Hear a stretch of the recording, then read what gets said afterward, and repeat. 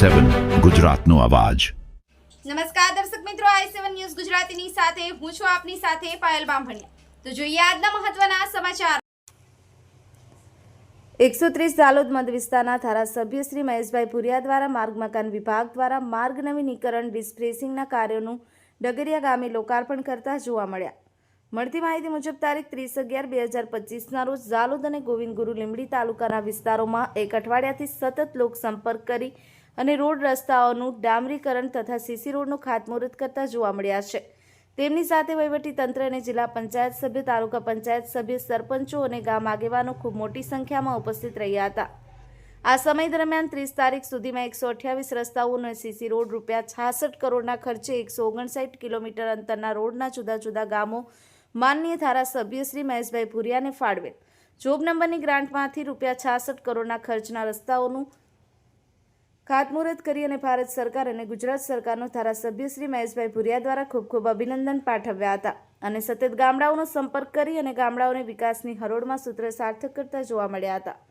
Bureau chief Kalubhai Damor સાથે cameraman Sensing Bariya, i7 news Gujarati, Dahod. i7 news Gujarati Dahod જિલ્લાથી bureau આપ સૌનું હું હાર્દિક સ્વાગત કરું છું। આજે આપણે ડગરિયા ગામે આવીને ઉપસ્થિત છે ત્યારે આજના દિવસમાં સાહેબ કેટલા રોડનું ખાતમુહૂર્ત કર્યું અને કેટલી રકમ અને લોકોને એમાંથી શું ફાયદો થશે એ અંગે થોડીક આપ માહિતીની જાણકારી આપશો।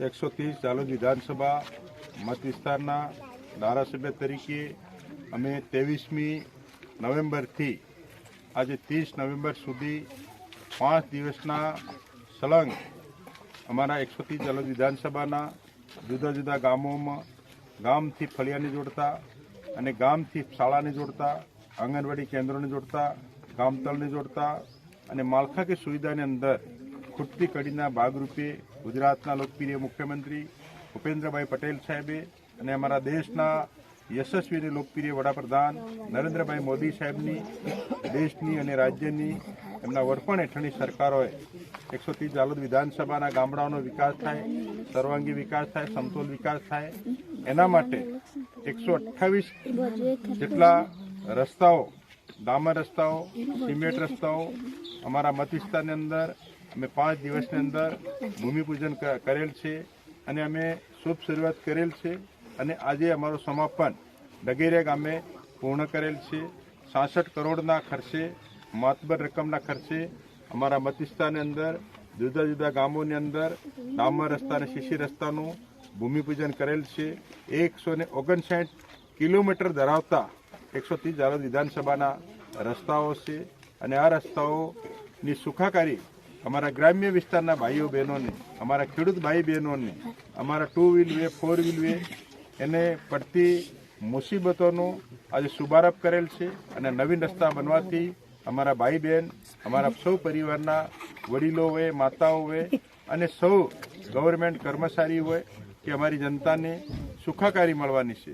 એના માટે છેલ્લા 5 દિવસથી લગાતાર 130 ઝાલોદ વિધાનસભાના ગામડાઓમાં રાત દિવસ અમે કામગીરી કરી રહ્યા છીએ। દેશની સરકાર, રાજ્યની સરકારનો અમે ખૂબ ખૂબ આભાર માનીએ છીએ અને અમારા જિલ્લા સભ્યો, તાલુકા સભ્યો, સરપંચીઓ મોટી સંખ્યાની અંદર ઉપસ્થિત અમારા સૌ પરિવારના માતા પિતા તુલ્ય સૌ વડીલો, આગેવાનો, ભાઈઓ બહેનોએ આ રસ્તાનો શુભારંભ કરવાથી ખુશી અને હર્ષની લાગણી વ્યક્ત કરેલ છે અને રાજ્યની સરકાર અને દેશની સરકારનો ખૂબ ખૂબ આભાર વ્યક્ત કરેલ છે અને આ વિસ્તારના ધારાસભ્ય તરીકે હું પણ દેશ અને રાજ્યની સરકારનો ખૂબ ખૂબ હાર્દિક શુભકામના પાઠવું છું। Thank you. ભારત માતા કી જય।